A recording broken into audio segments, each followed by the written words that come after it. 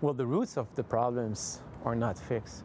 We met up with Jean-Luc Brassard in Old Montreal. Now watch his knees. He's famous for winning gold in freestyle skiing at Lillehammer in 1994. So he knows the stress of competition. Oh, what an outstanding run for Canada's Jean-Luc Brassard! But found that working at the COC was a great honor that quickly became unbearable. So he quit his role at what might have been his last Olympics. Having a chance to be there, it's a dream, basically. Yeah. And I'd say no to that. Is there something still wrong at the COC? I mean, I presume there is, because you wouldn't have left if there wasn't. I think there's still something wrong. I think I asked some tough question. I sent a letter to the president and the board of directors asking a very simple question. Why, over a 5-year time frame, some red light were flashing, saying that there's something wrong and somebody have to stop something, and no one have answered these lights flashing. Are you left with the impression that more happens around Marcel Aubut than we know about? I have the impression that yes. He resigned, he says, to avoid being a distraction. It was time for me to leave my place to somebody that it's have in mind clear and will do a great job.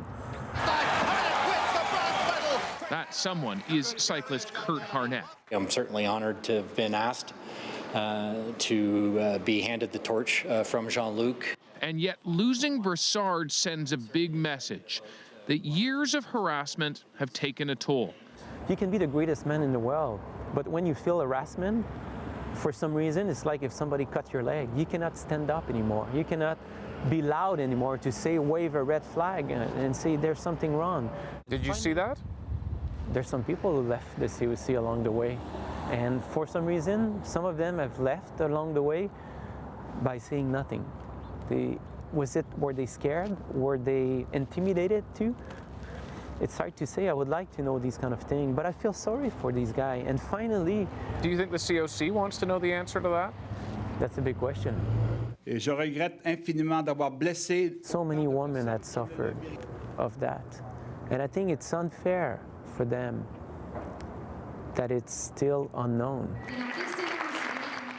While Brassard has confidence in the new leadership of the COC, he worries that not reckoning with the past is troubling for the future. What's one thing you would like to see different at the COC? I would like to see transparency. I still would like to know what did happen during these 5 years. I mean, it's tough to see that young people, great people, they decide to resign because they couldn't survive anymore in that type of atmosphere. The COC didn't answer CBC's questions on this story, and Jean-Luc Brassard now finds his summer available. So he's getting married instead of representing Canada's athletes at the Rio Olympics.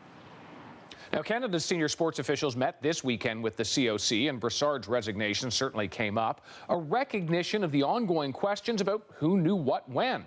So what are the consequences now?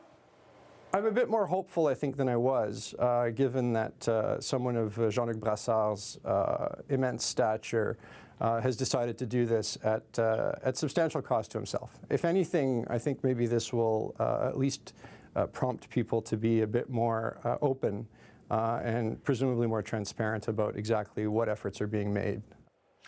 So was there any response from the COC? It was meeting this weekend? In a way, absolutely there was. The board of directors voted for new policies on whistleblowing, a plan against harassment, but no word on what they're going to do, if anything, to help those who have already witnessed or experienced harassment inside their organization.